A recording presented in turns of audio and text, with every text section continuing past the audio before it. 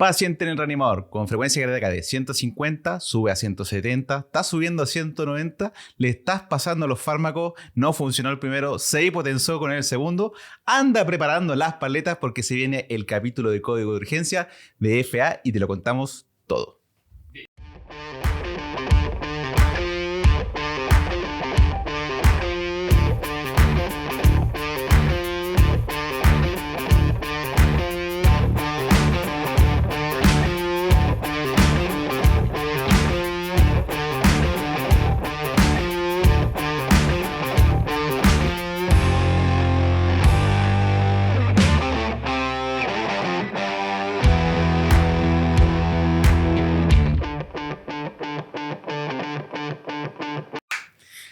Bienvenidos a un nuevo capítulo de Código de Urgencia, donde semana a semana te ayudamos a dominar la medicina de urgencia para que trabajes con más confianza y más seguro. Eso, hoy día tenemos un solo micrófono nosotros dos. Así que en este capítulo no le voy a preguntar nada a Nicolás Rojas y solo le voy a preguntar cosas a la Carito. Córrete. Mientras compartamos solo el micrófono está todo bien. Espero que no haya accidentes entre medio tratando de usar el micrófono. Exacto. Ambos son hombres comprometidos, sí, así que por favor mantengan su fidelidad. Sí, esto se puede compartir, pero no sé cómo funciona. Yo espero que funcione bien y que no tengamos, que se escuche bien después para editarlo. Sí, se va a escuchar bien. Oye, Carito, hoy día tenemos un gran capítulo que vamos a hablar de una arritmia que es muy frecuente, que es la fibrilación auricular. Fibrilación auricular, tal Oye, cual. ese sí que es un buen tema. Córrete. Sale. Yo quiero hablar. No, yo creo que es un muy buen tema, Gerson, porque lo primero, la más frecuente, la arritmia más frecuente por lejos. Lo segundo es que yo no sé si hay algún turno en que no te llegue alguna FA. No sé si... llegan en todos los turnos. Llegan en todos los turnos. Gracias efectivamente. por darme Te doy el pase de nuevo. No, y es importante conocerla porque tiene un riesgo asociado no menor, ¿cierto? Un quinto de los accidentes vasculares tiene una FA asociada. Sí. Para tirar un numerito. Para tirar un numerito. Sí, pues, oye, es súper frecuente en los servicios de urgencia. Y para empezar el capítulo y poner un poquito como la pelota en el piso, hay que decir que las presentaciones de la fibrilación auricular son varias. Hay pacientes que son asintomáticos, hay pacientes que tienen síntomas leves como disnea, palpitaciones, un poco de malestar torácico, insuficiencia cardíaca, y hay pacientes que pueden eventualmente llegar muy inestables. Nos van a llegar los últimos dos, nos van a llegar los pacientes con síntomas leves y eventualmente algunos que pueden estar muy descompensados. Pero la mayoría de la población de los pacientes que se pesquisan con FA en realidad son pacientes asintomáticos, que se pillan en el consultorio, que fueron a un control, a un chequeo, generalmente adultos mayores más de 80 años, claro, o que se iban a operar de alguna cosa, le toman electro y se encuentran una FA.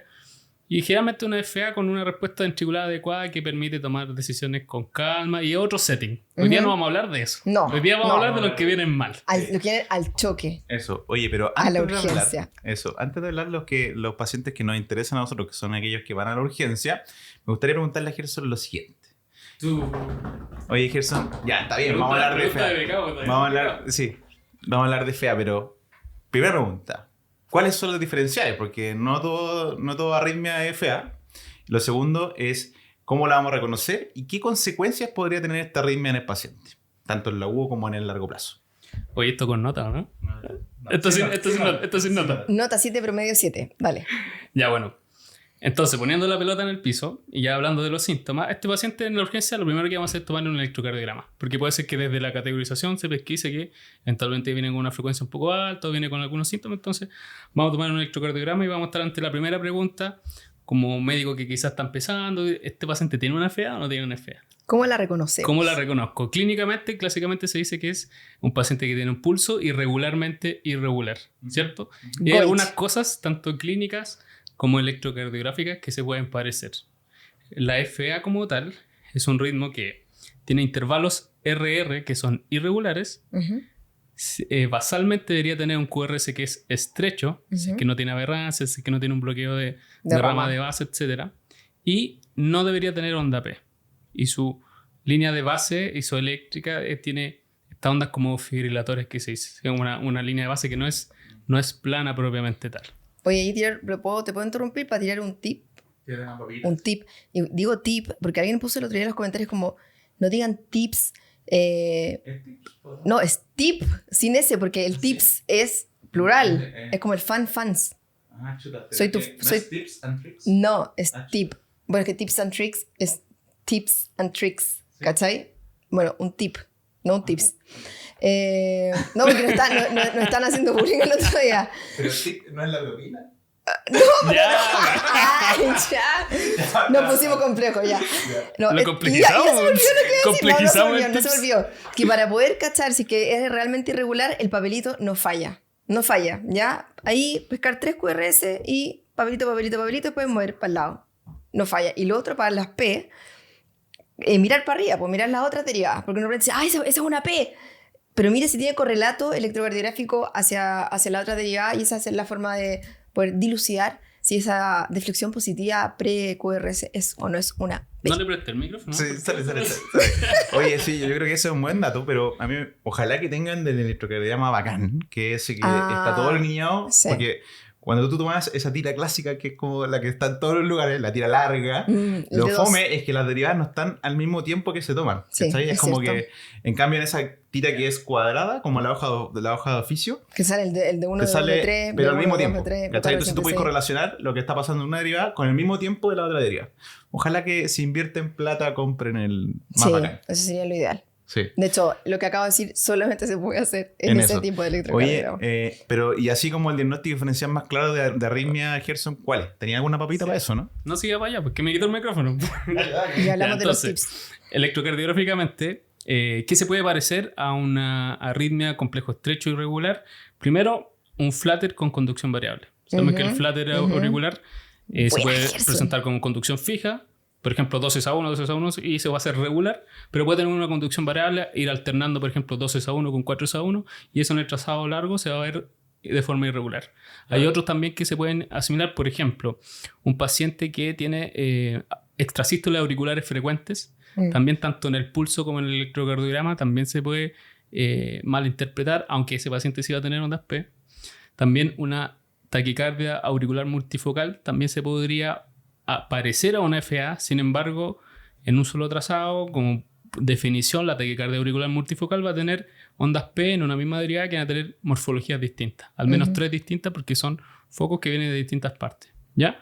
Y también se describe cuando las FA van a frecuencias muy altas, sobre 180, sobre 190, empieza ya a ser un poco más difícil diferenciar si está regular o irregular, porque está tan rápida que puede asimilarse a una TPCB, por ejemplo, una taquicardia paroxística supraventricular. Entonces ahí es súper importante lo que dice la Caro, de sacar el papel y ver en el fondo cómo están los intervalos RR. Y no tengan miedo de usar el papel, porque en verdad es útil.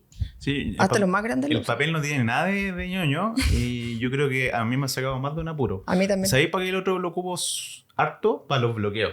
Siempre cuando hay un bloqueo de tercer grado, lo que hago... Porque siempre se te puede meter una P ahí en el QRS, como... ¿cachai? Y tú no detectarlo. Entonces lo que yo siempre le hago a los becados, le digo, mira, identificamos 2 P, doblamos el papel, queda por la mitad y ahí cachamos si es que hay una P metida entre en medio del QRS. Ese es un tip para los bloqueos. Oye, me gustó mucho lo que dijo Gerson acerca de el flutter, que finalmente es, yo creo, como el gran diferencial. Y afortunadamente se manejan iguales. Sí. Afortunadamente el manejo es similar, aunque los flutter son mucho más porfiados, porque son más organizados. Claro. ¿Cachai? Sí. Yo creo que los flutter cuestan mucho más, por ejemplo, sacar al paciente del flutter o también controlarle la frecuencia. No sé si le ha pasado. Pero afortunadamente tiene como un tratamiento también mucho más efectivo si es que el típico flutter típico o que es como que es dependiente del istmo cabo-tricuspidio, que después ahí los electrofisiólogos tienen ahí un procedimiento. Claro, hay ablación y listo, pues se sana el problema. Pero yo creo que es súper bueno que la gente sepa que están esos flutters de conducción variable, que yo no lo tenía tan asimilado cuando partí cuando era un pequeño interno. Pero después de eso ya entendí, claro, y efectivamente uno los va a reconocer, ¿cachai? Y ve este típico 12-1 que está a 150, pero está ahí el típico y después se acompaña de, por ejemplo, uno, ¿cómo se llama? 3-1, ¿cachai? O 4-1, claro. Exacto, ¿ya? Eso, súper. Y para responder la última pregunta, que es qué implicancia o qué pronóstico tiene en relación a la fibrilación auricular, ya lo dijo un poquito la Caro. Tiene un alto riesgo primero de ACV, también de insuficiencia cardíaca. La FA de por sí perpetúa más aún la misma FA Y por eso vamos a hablar de la importancia de entre medio de conversar con el paciente, ver cuáles son candidatos a control de ritmo, por ejemplo, y también los síntomas que influyen mucho en la calidad de vida. Son al menos esas 4 cosas. Y sobre todo, bueno, muchas veces lo que más nos preocupa es el accidente cerebrovascular o los cardioembolismos, porque siempre lo relacionamos al cerebro, pero también sabemos que puede ser un trombo que está dentro del corazón y puede salir disparado a otra parte. Puede generar otros fenómenos embólicos arteriales.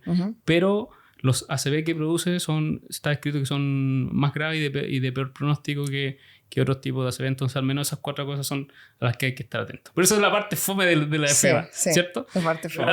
No es bueno que los pacientes, o sea, finalmente no es bueno que los pacientes estén en FA, o sea, se sienten peor también. Sí. Eso claro. También es importante. Se sienten mal, van a consultar frecuentemente el servicio de urgencia, y eso igual es fome para el paciente. Y otra calidad de vida. Otra cosa muy chiquitita, que también pueden tener fenómenos cardioembólicos cerebrales que no sean necesariamente como de una ACM, sino que pueden, o sea, de hecho, no es que puedan, desarrollan demencias vasculares, ¿ya? Como por microinfarto, entonces realmente el paciente puede terminar así un carabato.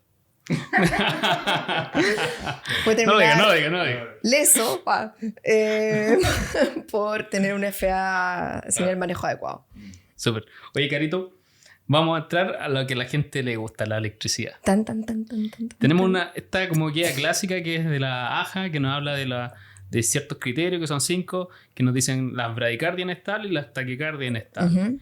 Y cuando uno hace estos cursos, son como bien estrictos, dicen, no, si tienes esto, la conducta es esta, como un libro de cocina. Y uno sale del curso y chuta, como que se siente un poco presionado a seguir esa receta de cocina. ¿Qué nos podrías decir tú de un paciente que está inestable? ¿Cuándo lo reconozco? ¿Cuáles son los criterios? ¿Cómo lo aplicas tú en tu servicio de urgencia? ¿Y a cuál le mandamos el paletazo? ¿A cuál cardiovertimos? ¿Cómo se llama? Impactrueno, como dice el pelado. Buena pregunta, Gerson. Yo creo que es muy interesante para la gente que nos está escuchando poder entender que hay que aplicar criterio a los criterios. Y eso lo habíamos conversado un poco antes de partir el capítulo, porque si bien existe esta lista así como súper estricta de criterios de inestabilidad, hay que poner en contexto a cada uno de los pacientes que vamos haciendo a la urgencia con FA y, por ejemplo, entender que un paciente que está hipotenso no necesariamente está hipotenso porque tiene una FA. Ya, si el paciente está con una, 150 por minuto, tiene una FA en el electrocardiograma y yo voy y lo paleteo sin mirar que el paciente tenía síntomas urinarios hace 2 semanas, está febril, flaco favor, porque probablemente esa frecuencia cardíaca es la que necesita ese paciente en ese minuto para poder mantener algo de flujo a sus órganos nobles, estando en un contexto de sepsis, de shock, de vasodilatación periférica, y le quito esa frecuencia y empeoro el outcome del paciente. Entonces, el primer gran consejo es mirar al paciente como un todo y tener criterio para aplicar los criterios. Hablando de la hipotensión, tiene que ser una hipotensión que sea clínicamente significativa en el fondo y que además no tenga ninguna otra causa que la explique. No haya un sangrado activo, no haya sepsis, no haya ninguna de las otras cosas, un TEP, por ejemplo. En fondo, mirar al paciente y verlo bien. Hay que matricularse con la idea de que es la arritmia lo que lo tiene inestable y no otra cosa. Exactamente.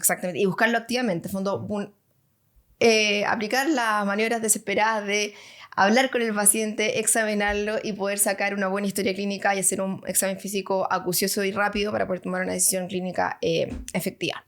Después, segundo, ¿quieres decir algo tú? No, estoy bien. No, voy a tratar de interrumpir. Te di como con ímpetu de... No, encuentro que está súper. ¿Sí? Ya, dale. Y es otra cosa, si el paciente está hipotenso, por ejemplo, llego yo, así, una mujer joven, muy joven. Sí, muy joven. También a 150 por minuto y con una sistólica de 80. Pero palpitaciones, pero piola, no me siento mal. No es la hipotensión la razón por la que yo voy a... O sea, no es esa sistólica de 80 que estoy despierta, bien, hablando con usted. No es esa sistólica la que me determina que el paciente necesita una cardioversión. Ese paciente, no, o sea, yo no me voy a cardiovertir en ese minuto porque esté inestable hemodinámicamente. Me van a cardiovertir porque probablemente es una FA de reciente comienzo y qué sé yo, pero no es porque esté inestable. Una hipotensión asintomática no es como sine qua non de cardioversión. Eso es lo otro que quería decir con respecto a la hipotensión. Después, isquemia miocárdica. Y acá podemos hablar harto rato, pero en el fondo si el paciente está con una FA rapidísima y está con dolor torácico, sí hay que cardiovertirlo. ¿Por qué? porque sabemos que la perfusión coronaria es en diástole, mientras más frecuencia cardíaca tenga el paciente, menos tiempo de diástole tiene, y por lo tanto menos llenado de coronaria, y si el paciente tiene algo de enfermedad coronaria, sea difusa o no, va a ser deleterio para él. Así claro, que ahí lo único que yo diría sí es como tiene que ser un dolor torácico, no una puntadita, pues. no, Tiene que ser un dolor anginoso. Una angina, sí. Claro, un dolor anginoso. Un angor. Sí, angor, el típico angor. El típico angor. Si tú lo ves y te dicen, no, este chiquillo se está infartando sí, con este. sudoroso, claro. Todas las cosas que usted sabe. Claro. Y luego tenemos el criterio de falla cardíaca aguda, ¿ya? Y acá, ojo, porque en el fondo el paciente puede tener una insuficiencia cardíaca y puede tener una insuficiencia cardíaca con una FA puesta también, pero no nos vamos a cardiovertir a todos por tener insuficiencia cardíaca y FA, ¿cierto? Y hay que ser muy cuidadosos porque muchas veces el paciente tiene solamente un exceso de aguas y le pasamos un diurético y nos podemos ahorrar la cardioversión. Entonces tiene que ser un paciente que realmente esté en falla cardíaca aguda y que nosotros sospechemos que la FA está deteriorando la situación de falla cardíaca. Claro, ahí en el fondo imagínense que, como dijo la Caro, como el paciente está con una frecuencia cardíaca muy alta, en el fondo el llenado ventricular es deleterio porque hay poco espacio para que el ventrículo se llene, hay poco tiempo. Entonces, ¿qué empieza a pasar? Empieza a haber como una disfunción diastólica y empieza a acumular agua en el pulmón. Exacto, exacto. Y eso, ¿algo más? Creo que no. No, estamos... Eso. Sí, o sea, compromiso de conciencia. Bueno, alteración de estado mental.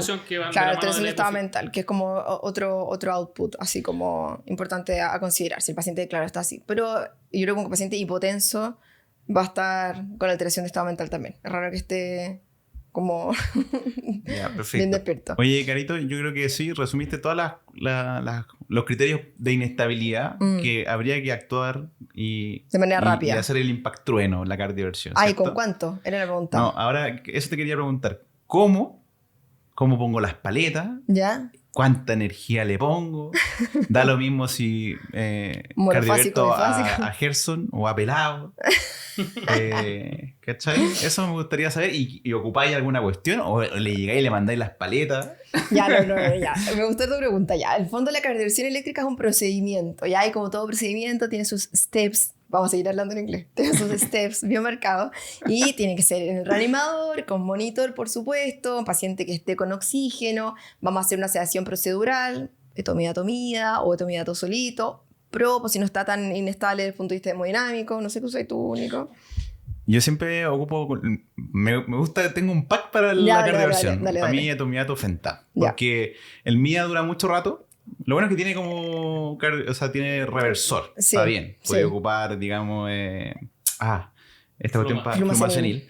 ¿Cachai? Igual que fentanil, que puede ocupar la naloxona. Pero a mí me gusta el etomidato porque es cortito. ¿Cachai? Sí, también te da un poco de amnesia. 5, ¿no? ¿Cuántos hay? De 0,1 de etomidato por kilo. Sí, y ocupo la dosis clásica de fentanil, ¿cachai?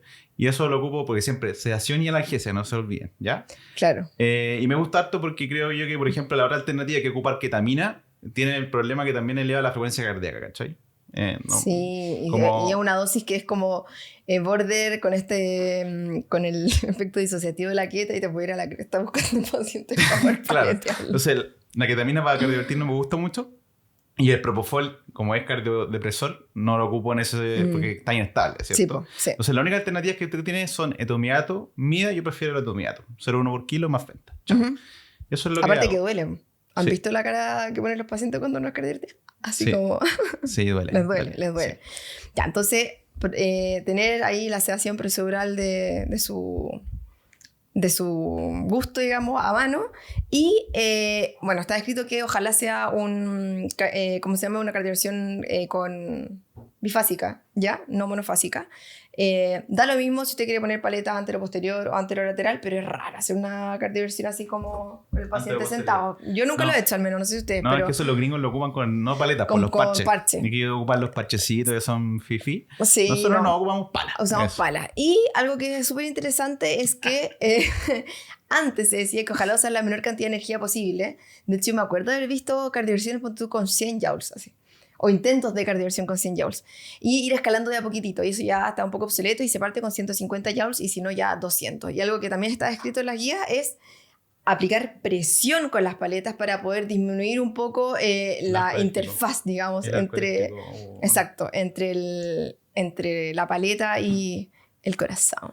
Sí, yo ahí un tip. ¿Ya?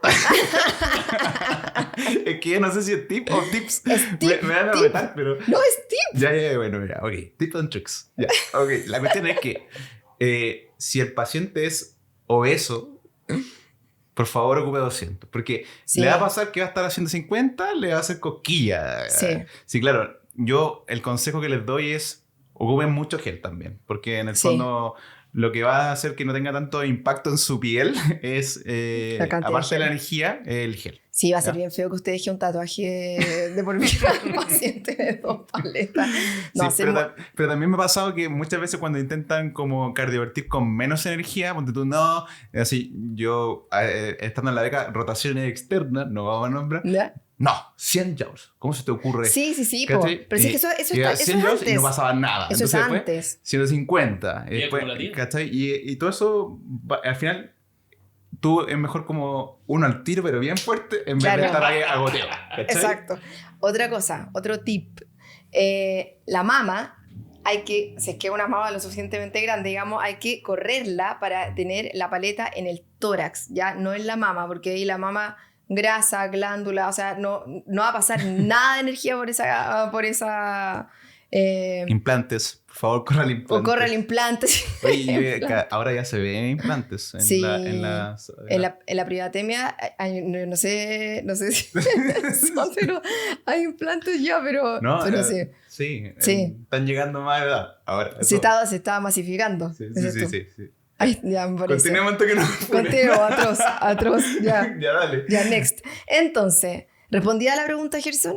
Sí, respondía. Ya, Oye, bueno. yo creo que ese punto, esta pregunta es la más difícil de todo el capítulo porque también te la da un poco la experiencia, en el sentido de que yo no sé si ustedes, pero yo creo que son pocos los pacientes con FA que cardiovertimen porque están inestables. Poquísimo. Y yo diría que lo que más he visto son errores. He visto pacientes que tenían con fiebre, que no se pesquisó bien y se cardiovertieron, pacientes que tenían hemorragia digestiva y se cardiovertieron.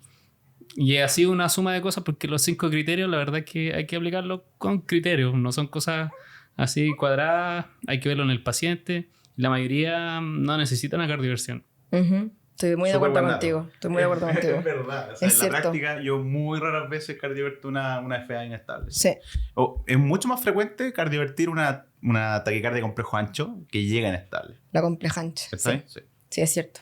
Bueno, Gerson, entonces ya que tú me preguntaste a mí, yo te pregunto a ti de vuelta. ¿Y les tinca que empecemos como a aterrizar esto más todavía y hagamos casos clínicos? Eso Sí. le gusta a la gente. Le gusta a la gente. ¿Le gusta eso, no?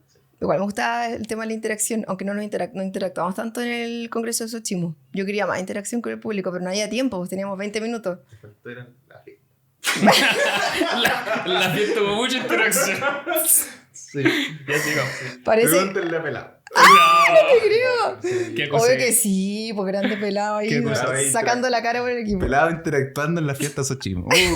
Pregúntenle. Uy, me imagino, con las fans ahí. Bueno, vamos a poner un ejemplo de paciente clásico. Un paciente joven llamado Nicolás. No sé por qué. Tuvo de carrete, fue un carrete que se llama La Bolsa. La Bolsa. Le llegó por internet, por correo, Hotel W. Hotel W, le llegó una invitación. Hombre más 27, pero él dijo, oh, voy igual total. Y llegó alcoholizado a tu servicio de urgencia, Gerson. Qué Diciendo lata. que tenía... Qué chato. Diciendo que tenía... Le palpitaba El rápido pechito. el pechito. Se me aprieta el pechito. Ya. Preguntas. ¿Puedo cardiovertir a este paciente? ¿Qué alternativas tengo para este caso? Hablemos de fármacos versus electricidad. Súper. Bueno, Electricidad. sin darle muchas vueltas, ¿se puede cardiovertir? Sí, se puede cardiovertir. Ahora, hay que decir que estos pacientes... ¿Por qué se puede cardiovertir? un paciente, En este caso. un paciente que no tiene cardiopatía estructural y que se fue de fiesta, consumió alcohol o droga, etcétera, o de privado de sueño, porque está con un estado de hiperadrenergia, producto de lo que consumió y que desencadenó esa FA de forma súbita, de que más o menos estamos asumiendo que ya menos de 48 horas. Ajá. A menos que sea un carrete del tipo... Ronaldinho. Claro, no sé qué tipo. Pueden pasar 3 cosas. Se describe que incluso esos pacientes podrían cardiovertir de forma espontánea si uno esperara. Se describe que hasta en 48 horas, hasta 70% de los pacientes van a volver al ritmo sinusal de forma espontánea porque la noxa, el evento agudo ya pasó, el carrete ya pasó, y probablemente haya muchos de estos pacientes que no consulten en la urgencia, sino que sientan un poco de palpitaciones, se sientan mal, salen en su casa y dicen, me voy a acostar a ver si sigue después de que despierto, voy a la urgencia. Claro, como que se despierta y dice, así como, mi amor, se me aprieta el pechito, duérmete, güey. Claro. Duérmete. Y ahí como que se le pasa. Siento que Gerson está hablando como de la experiencia, igual un poco, ¿no? Es una de las cosas que puede pasar. Ahora. Le pasó a un amigo, dice Gerson. Le pasó a un amigo. O no, yo fuera de broma tuve un compañero de curso que tuvo una FA. ¿En serio? Sí. Que se llama Gerson. Lo otro es que sienta palpitaciones, se sienta mal, se sienta mareado, etcétera, y vaya a la urgencia y diga, chuta, algo me está pasando, que fuera lo normal del carrete se salió de las manos. Claro. Y si ya consulta sintomático, dependiendo de la frecuencia, nosotros vamos a ver, chuta, este paciente que no debería tener una FA, que tiene 20, 30 años, que es sano, que estuvo de carrete y viene con esta FA que está pegada, no sé, 150, 160, se está sintiendo mal, hay que volverlo a ritmo sinusal. Lo más probable es que no tenga una cardiopatía estructural. Entonces, ¿cómo lo podemos hacer? Se puede hacer de una forma eléctrica, se puede hacer de una forma farmacológica. La forma eléctrica, la Carito ya lo describió, la forma se da analgesia, generalmente fentanilo antes que la sedación, porque la analgesia demora un poco más el fentanilo en hacer efecto, y tiene una efectividad de hasta el 90%. Así que la mayoría de las veces va a ser nuestra vía preferida. Pero también hay que saber que hay una opción farmacológica, sobre todo estos pacientes que no tienen cardiopatía estructural, y hay algunos fármacos que están disponibles, no muchos siempre a mano, pero existen, que son la propafenona, el ibutilide EB. Yo no sé si hay ibutilide. Nunca he. ¿No lo has visto? Yo no he. Yo tampoco. Propafenona y... Uy, se me olvida uno. Flecainida. Ya. Pero propafenona y flecainida... Y tú no sabes si es flecainide o flecainida. Claro, depende. Pero digamos flecainide para que sea inclusivo. Claro. Y los dos primeros se supone que bloquean antiarrítmico 1C y la ibutilide de tipo 3. Y no se pueden usar en cardiopatía estructural porque por el tema de bloqueo de canales, pueden propiciar aún más en un corazón que está dañado. Por ejemplo, tiene alguna cicatriz en el ventrículo derecho, puede propiciar arritmias ventriculares. Por eso se describe que en estos antiarrítmicos no se debería usar si tiene cardiopatía estructural, porque puede terminar embarrándola aún más y desatar una fibrilación ventricular, un ataque cardiovascular, y puede, por intentar mejorarlo, arruinarlo más. Claro, si el paciente no tiene cardiopatía estructural, se puede utilizar esos fármacos. Se me olvidó la sigla en inglés, ¿cómo es? Peeling the pocket. Me falta mi clase de opening. Claro, no es una sigla, en el fondo es como una estrategia. La estrategia es peeling the pocket. En el fondo el paciente pensando cómo era el peeling the pocket. Le gusta carretear, le gusta ir a salir de farra y alcoholizarse. Qué raro. Entonces sabe que le pasa esto y tiene su pill in the pocket, como propafenona y flecainida. Y hablábamos antes, en el fondo, la lata de esto, y, o sea, aparte que está cero disponible, yo la vez que lo vi fue porque un becado de cardio bajó y como, tengo propafenona, y fue como, ya, se la pasamos, que se demora infinito y que está súper poco disponible. Eso es lo otro, súper importante lo que dijiste, que la cardioversión eléctrica va a tener efecto inmediato, pero la farmacológica, chuta, va a tener pegado a un paciente muchas horas, así como, y que además está asintomático. Y que están los internos ahí mirando, felices. Es una situación igual triste, chora. Los becados de medicina interna nunca habían visto una cardioversión eléctrica hasta que llegan a la urgencia y uno cardiovierta al paciente. Es una instancia de reunión. Es que eso porque que confraterniza. Hoy no se da cuenta que no muchas personas cachan cómo hacer una cardioversión eléctrica sincronizada. Sí, pues. Y cómo setear el monitor. Exacto. Y cómo para que marque los cositos, verdecitos, los QRS, sí, porque y se ve bonito. Así, claro, en el fondo marque los QRS, pero la idea es no pegarle a la T. No, claro, no hacer un R sobre T. Claro, entonces por eso uno lo tiene que hacer sincronizado. ¿Cachai? Y eso es bueno. Oye, solo decir a lo de Gerson agregar es que acá él elige esta estrategia de cardioversión porque aquí el debut de la persona que consultó, el tal Nicolás, es en menos de 24 horas el inicio. Eso es recalcarlo, que es un debut claro, que muchas veces eso no está tan claro de cuando debuta el paciente con las palpitaciones. Uno tiende a preguntar y tiene que ser un debut claro. Así claro, como, no puede ser esa señora que no sé si se 3 días, como que me sentía mal. Claro, no tiene que quedar duda. No. Eso. El carrete fue ayer y hoy día a partir de las palpitaciones ahí. Eso, bueno, suponiendo que Nico empezó a consumir alcohol a las 10 de la noche y llegó a las 1 de la mañana a la urgencia. Ahí, eso, ¿no? Ya, bueno, ya dijimos que son como las 3 cosas que podrían pasar de forma que se resuelva espontáneo, que no lo vamos a hacer en la urgencia. O sea, si ya consultó, no vamos a esperar que se le pase sola. Y la otra, coordinación eléctrica o farmacológica, en ese caso que tú pusiste. Perfecto. Ahora preguntarle a Nico, ¿qué consideraciones deberíamos tener después de que ya cardiovertimos al paciente o durante la cardioversión con el equipo, con el paciente? ¿Qué fármaco usar? Como ¿qué deberíamos considerar? ¿O lo cardiovertimos ya y chao y alta? Sí, chao para la casa. No. Adiós. Adiós, ya, que te vaya bien. No lo quiero aquí. Fuera. Un suerox y adiós. Sí, no, mira, acá la pregunta es muy buena porque lo primero es que después de ya tener la situación controlada y si tú ya cardiovertiste esta arritmia, tienes que preguntarte por qué apareció esto, ¿ya? Entonces, si el caso mío, que fue en este caso una persona que claramente tiene un agente externo como el alcohol, la cocaína, las drogas, ahí está un poco claro el factor gatillante, pero si no hay un factor gatillante, uno debiese tratar de buscarlo. Y acá está lo clásico que siempre van a encontrar, que buscar la anemia, buscar que no tenga como pruebas como hipertiroidismo, ¿cierto? Que no tenga alteración electrolítica.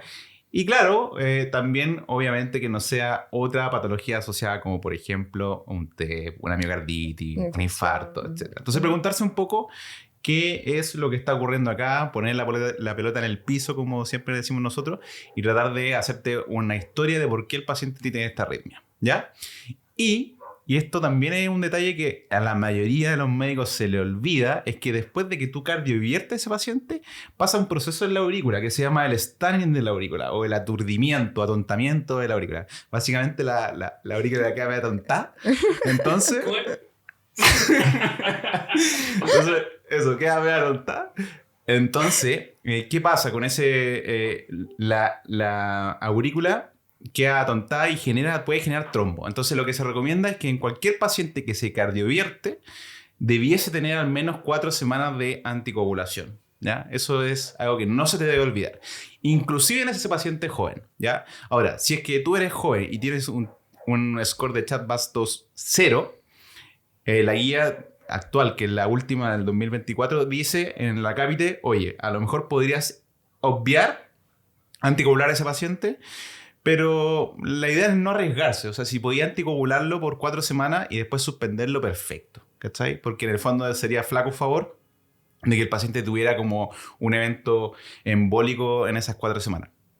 Que finalmente es lejos el periodo más difícil o donde se puede presentar el evento cardioembólico, ¿cachai? Que es sobre todo después de las 48 horas, ¿ya? Así que eso es súper importante a tenerlo en consideración. Y esa es la otra pregunta, ¿no? ¿Y la otra pregunta? ¿No me la voy a hacer? Me la hago yo. Ya pregúntese. ¿Qué se me olvidó? No, era... ¿Qué otros pacientes? Me tenías que preguntar, Gerson, de qué otros pacientes se podrían cardiovertir de urgencia. Ya, esa era la pregunta, Gerson. Ya, esa pregunta de, ya, tal paciente con menos de 24 horas, porque antes se decía en la guía menos de 48, pero hay un cambio, ahora dicen que tiene que ser un debut claro en menos de 24 horas. Un poco más estricto en el fondo. Son más estrictos. Sí. Sí, pero también no es el único escenario que tú podrías cardiovertirlo agudamente en la urgencia. Hay al menos 3 otros, digamos, escenarios que podría hacerlo.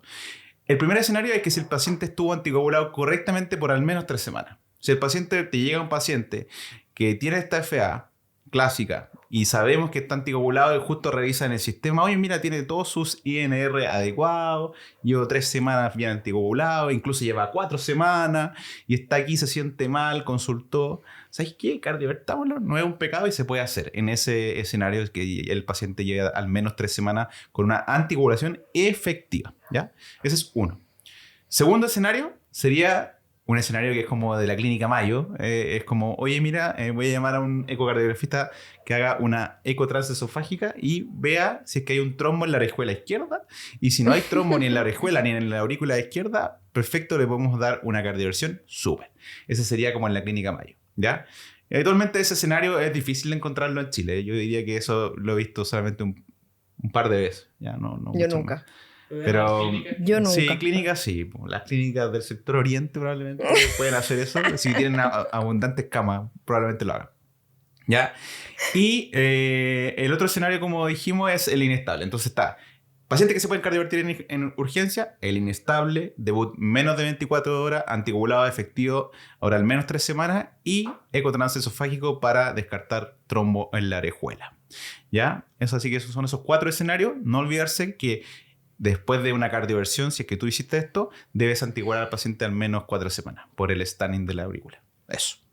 Súper bien, me encantó. Oye, vamos 10 de 10. Vamos 10 de 10. Entonces me gustaría preguntarle ahora a Gerson. ¿Qué tengo que preguntarte, Gerson? ¿Qué hago?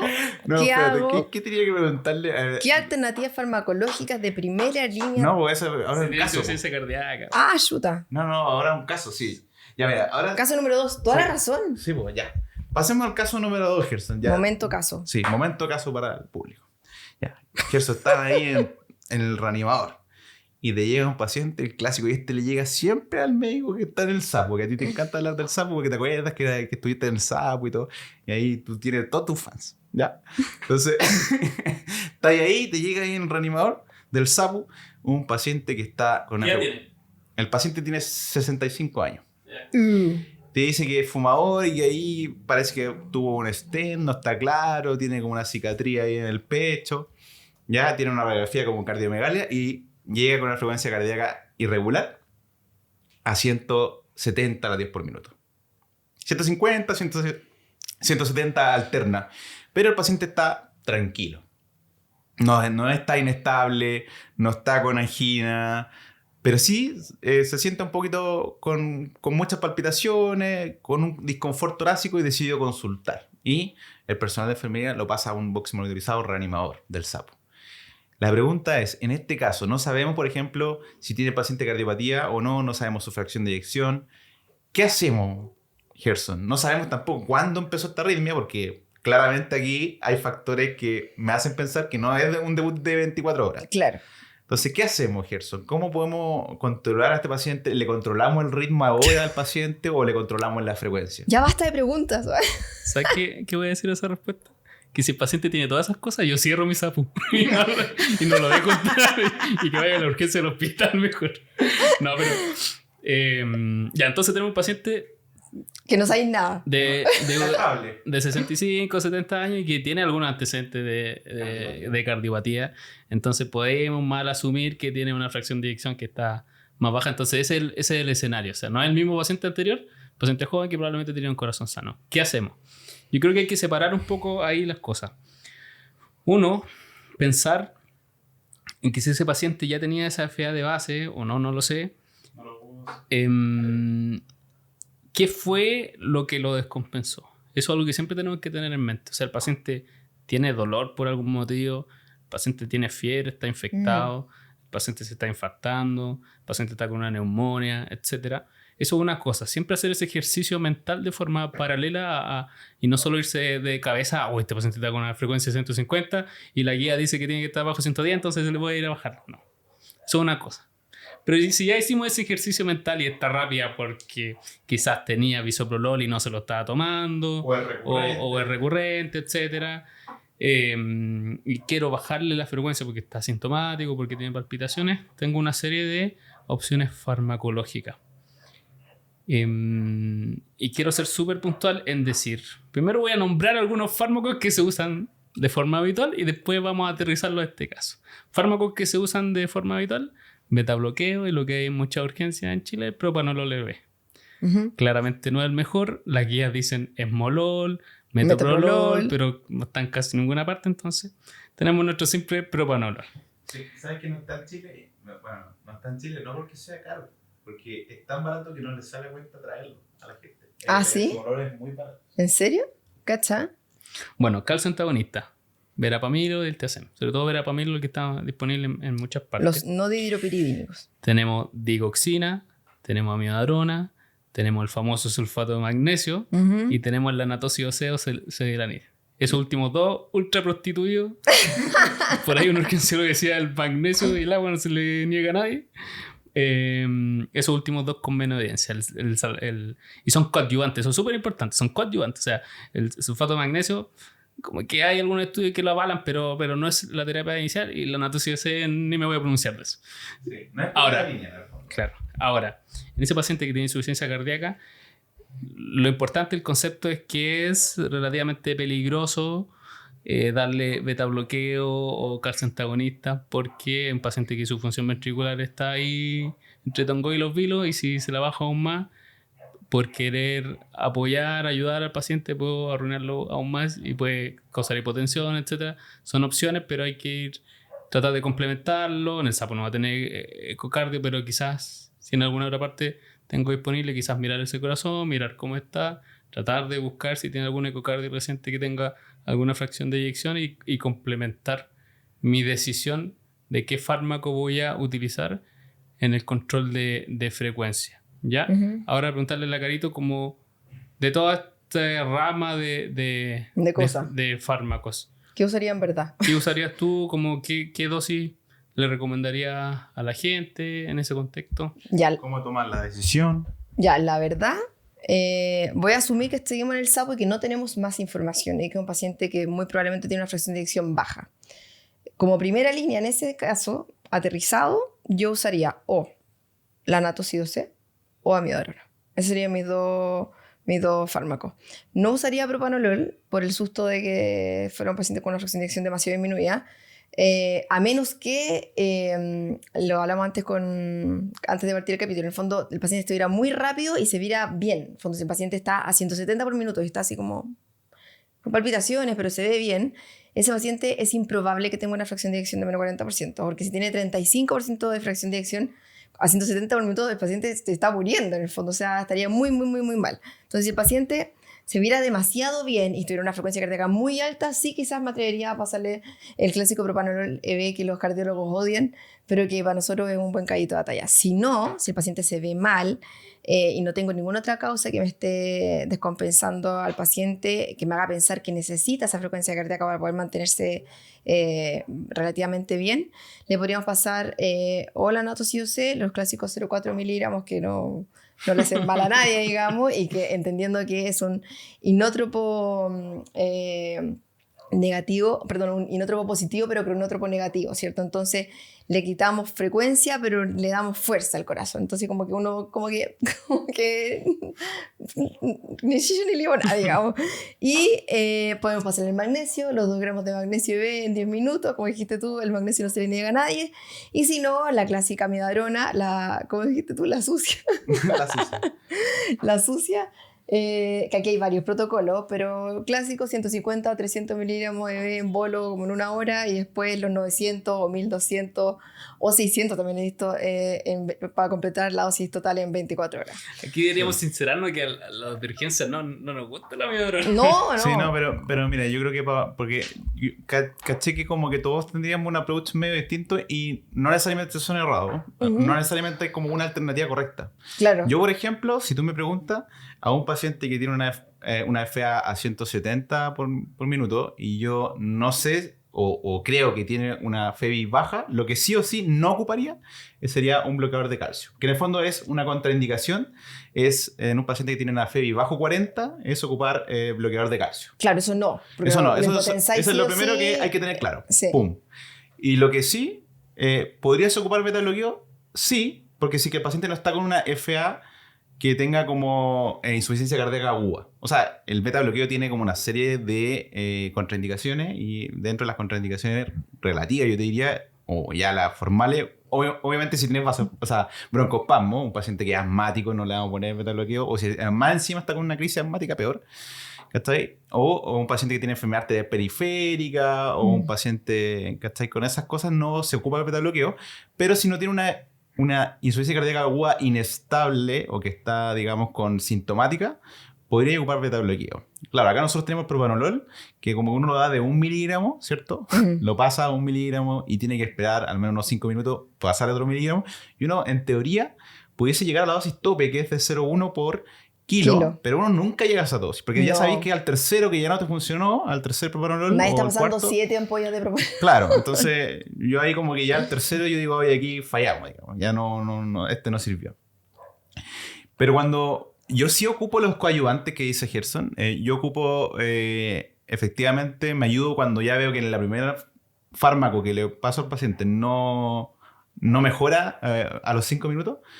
Yo sí ocupo los coadyuvantes como el magnesio, ¿cierto? Y también un digitálico, que en el caso de la anatosiosis. Entonces, generalmente hago eso. O sea, primero parto, si es que es joven, por ejemplo, y yo sé que no tiene una cardiopatía y no tiene una FEBI bajo 40, yo puedo ocupar mejor verapamilo, que me parece que tiene una acción un poco más prolongada. Y es maravilloso. Sí. Actúa muy bien porque se demora menos y actúa por más tiempo. Sí. Y a mí me gusta muchísimo porque el paciente se va tranquilo para la casa. Feliz. ¿Cachai? Bueno, también se queda tranquilo y feliz. Sí, ahí como que yo ocupo eso en ese escenario. Ahora, en general tampoco, y en mi caso, y que estoy haciendo el entrenamiento de eco, si tú me preguntáis, claro, yo trato de ver cuál es la fracción de eyección del paciente si tengo el eco disponible. Eso claro. También es una herramienta que puedo utilizar, claro. ¿cachai? Más o menos, igual uno puede estimar y está más o menos descrito también que somos buenos estimando fracciones de eyección en la urgencia. Sí, somos buenos para estimar la fracción de eyección. Obviamente tenéis que hacer un entrenamiento al menos de ver varios corazones, más o menos cachar. ¿cierto? Y porque en el fondo esto tiene que ir de la mano con haber tenido la experiencia de haber evaluado distintos escenarios y distintos corazones y distintas funciones históricas, ¿ya? Y si que tú tenías ese entrenamiento y te sientes seguro, puedes hacerlo, ¿ya? Y lo conversamos, como decía la Caro, que oye, es muy difícil que un paciente que esté, si yo estoy en el SAPO, no tengo información, y es un paciente que no tiene antecedente de cardiopatía, y no sé, pues tiene 36 años o 40, y está a 190 por minuto de esta playa, ¿cuál es la posibilidad de que el paciente tenga una FEBI bajo 40 si tiene una frecuencia cardíaca de 190? Cero. Y está muy estable? Nada, yo me atrevería, por ejemplo, a ese paciente pasarle un bloqueador de calcio, porque encuentro que es una buena alternativa, ¿cachai? A ese paciente. Y cuando yo ocuparía la amiodarona, que de hecho es la pregunta que me tiene que hacer a mí yo.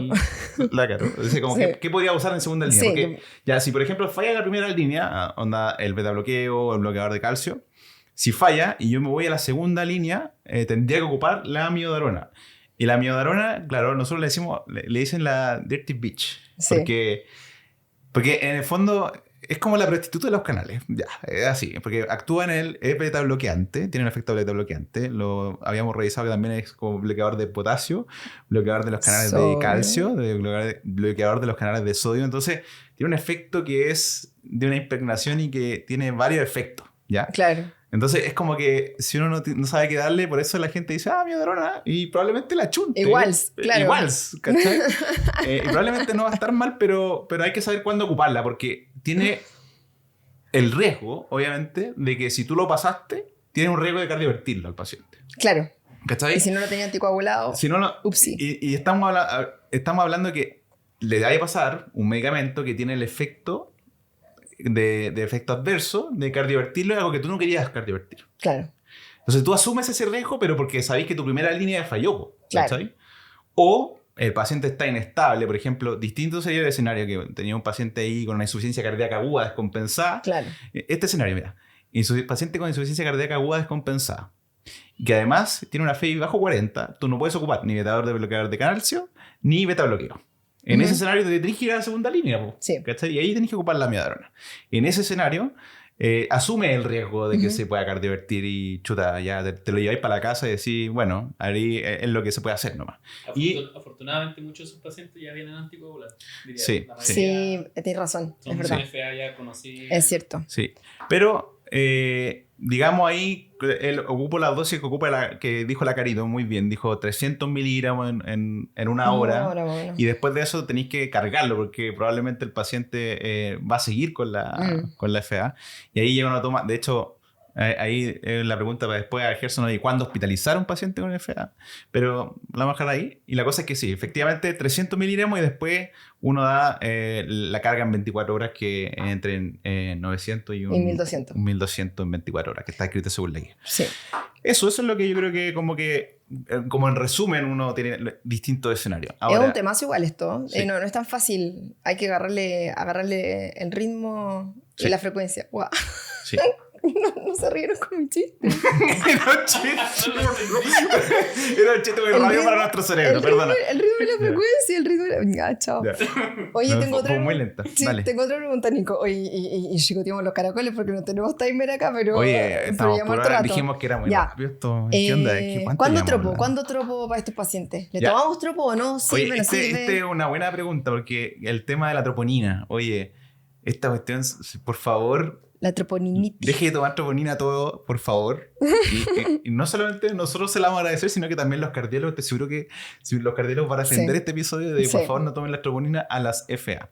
¿Por qué? Porque es muy probable que si tú tomas troponina va a salir elevada. Por el Ajá. tema de la taquicardia se produce un poco de demanda miocárdica y se puede elevar la troponina. Entonces tienes que tener un criterio para sospechar de que hay un síndrome coronario agudo debajo para tomar la troponina. Entonces yo lo que hago habitualmente es, me explica este escenario que está pasando porque el paciente tuvo un síndrome coronario agudo y después partió con la FA. Y ahí lo que digo, oiga, lo interrogo bien al paciente, le digo, oiga, usted estaba tranquilo y básicamente lo que trato de dilucidar es si partió primero el dolor O las palpitaciones. o las palpitaciones, ¿cachai? Si partió el dolor anginoso previo a las palpitaciones, obviamente ahí yo sospecho que hay algo coronario. Lo otro, para sospechar si es que hay algo coronario, es ver el electrocardiograma. Si es que tú ves alteraciones del ST, como cambio isquémico, también tenés que sospechar. Y también en un paciente que tiene factores de riesgo para tenerlo, ¿cachai? Y una historia poco clara. Pero no le tomo una troponina a una FA que es súper recurrente, a un paciente que llega por una FA y que siempre viene por la FA y que finalmente no tengo sospecha de que haya algo distinto a otro factor desencadenante. ¿Cachai? Entonces, ocúpelo con criterio, no le tome troponina a todo el mundo y si tomó va a tener que hacer una curva, no es como tomar una y me salió positiva, no, va a tener que tomar una curva, pero son difíciles de interpretar estas curvas con la FA, ¿ya? Eso quiero decirle, así que si usted lo va a hacer, tiene que sospechar que es un evento coronario agudo, ¿ya? Uno ve muy frecuente el pack de troponina dímero D, ProNP, en un paciente que ya se sabía que tenía insuficiencia cardíaca, Ay, por lo atroz, tanto uno atroz. sabía que le iba a salir alto, No, atroz. y viene con una FA Ininterpretable, rápida, pero no ¿no? tan rápida. Es súper frecuente y después difícil de analizar. Sí. ¿Cómo lo meto a la juguera todos esos factores? Sí, exacto. Gerson, oye, ¿cuánto llamó? No importa. No, ya, sí. Si usted no le está Es que gustando... este capítulo sí o sí va a ser largo. Sí, se va a es hacer verdad. largo, pero además de eso yo creo que hay que dejarlo todo zanjado. Así que, Gerson, cuéntanos cuándo debemos hospitalizar al paciente con FA. No tú. Me encanta que se mueva el micrófono. No a todos. Corta. No a No, todos, bueno, depende. muy breve. Siguiente pregunta. En condiciones específicas del paciente o del cuadro clínico y en condiciones del paciente por comorbilidad. O sea, si por el cuadro clínico el paciente está muy inestable hemodinámicamente, recurre, etcétera, pues ese paciente va para adentro. Si lo vamos a dejar con vida muy verona, no lo podemos mandar para la casa, se va para adentro. Si tiene alguna otra cosa asociada, por ejemplo, no hablamos en este capítulo porque no va a lugar y no nos va a alcanzar, pero si tiene una áspara específico, también probablemente para adentro hay que estudiar la electrofisiología, etcétera. Chumpa dentro. Y comorbilidad del paciente, si el paciente tiene una insuficiencia cardíaca muy avanzada y no estoy logrando controlar los síntomas, peso el control de frecuencia también, si el paciente... Y hay otras cosas que son más estándar, si el paciente es muy rural, si yo sé que no va a saber... de entrada por anticoagularlo no deberíamos hospitalizarlo, pero si yo meto a la juguera los factores sociales y sé que el paciente no me va a entender bien y que y que necesito anticoagularlo pero no tengo una red de apoyo que me pueda seguir las indicaciones, también deberé ir para adentro. Y es básicamente eso. ¿Agregaría alguna otra cosa? No, de todo. Súper. Ya, entonces a la Carito esbozamos un poquito la anticoagulación. Preguntarle The Last of Us. ¿qué vamos a hacer a la alta con este paciente? Si ya decidimos darlo de alta, ¿cuándo lo vamos a anticoagular? ¿Cuándo sí? ¿Cuándo no? ¿Cómo lo podemos hacer? Ya, ojo. Y acá viene la mnemotecnia, no es una mnemotecnia, es el acrónimo, ¿se dice? Más Acrónimo. malo de la historia de la medicina. Bueno. Cha, dos, vask, lo encuentro pésimo, lo encuentro demasiado pésimo, no se puede pronunciar bien, encuentro que en ningún idioma suena bien, quizás en ucraniano, no tengo idea, pero probablemente no va a cambiar. No va a cambiar porque ya Chats Vask ya se quedó, llegó para quedarse. Pero tenemos que utilizarlo en este escenario. Si el paciente queremos saber si tiene que ser anticoagulado, así como tiene que tener una anticoagulación de largo aliento, aplicamos el Chats Vask. Y si tenemos un Chats Vask mayor o igual a 2, En hombres hay que anticoagularlos y mayor o igual a 3, en mujeres hay que anticoagular. Considerar anticoagular si es mayor o igual a 1 en hombres, o sea, igual a 1 o igual a 2 en mujeres. Y si es igual a 0, adiós, no se anticoagula. ¿Y con qué? ¿Me preguntaste con qué o no? No sé. Sí. Bueno, puede ser... Eso para FA no valvulares. ¿Sí? No valvulares. De valvulares uno no la piensa. Sí, no valvulares. Bueno, Y también amiloidosis, hay otras como escenarios específicos que no... Miocardiopatía, hay otra miocardiopatía hipertrófica también que se anticoagulan sí o sí, no tiene nada que ver con el SATS-VASC. ¿Y ahí con qué? Están los DOACs, que aparecieron cuando nosotros estábamos estudiando en el pregrado. El dabigatran, el Xarelto, todas esas chayas. Acaba de caer el carnet. Sí, mal. Es que antes no existían. La gente decía, oye, no existía cuando estaba estudiando la Caro. No existían. Yo me acuerdo, voy a tirar una mnemotecnia. Yo me acuerdo cuando lo estaba estudiando, porque eran nuevos, para poder acordarme en qué parte de la cascada de coagulación actuaban, tengo esta mnemotecnia. Se cayó algo que no sabemos qué fue. Ya, el dabigatran... directo en la trombina, porque es dabigatran, ¿ya? ¿Se acuerdan? Y el Xarelto, como parte con XA, ahí viene el factor 10. ¿Qué tal? Súper, pues eso. Ahí tienen el... Nunca vamos a olvidar. Bueno, obviamente con los DOACs hay que tener en consideración las contraindicaciones que tienen, que las pueden leer ustedes en su casa. Y si no, warfarina clásica, tratando de mantener un INR entre 2 y 3, y con la dieta que tienen que tener los pacientes, que no pueden comer berro y nada, una gran cantidad de cosas. Si tuvierais que elegir entre uno de esos dos. Si tuviera que elegir, depende. No, DOAC. Sí, los nuevos. DOAC. Sí, son más fáciles. Sí, y están siendo cada vez más baratos. Están siendo cada vez más baratos. Y ahora, aparte de eso, la gente no tiene que ir al laboratorio a controlarse cada rato. Sí, no, y aparte que tienen menos... Igual tienen algunas como interacciones farmacológicas importantes, pero son mucho menos que la warfarina. Que en verdad... Entiendo que sangran menos también. O me puedo equivocar, pero me pueden corregir después en los comentarios. Pues si de repente hay gente que no... ¡No! ¡Dijeron esto! Sí, dígame de dónde lo sacaron. ¡Colguémoslos! Sí, no, pero oye, está bien que nosotros de repente... Sí, porque nosotros de repente tomamos ese comentario y le decimos, oye, muchas gracias, está bien, súper. Yo entiendo que tienen menos riesgo de sangrado.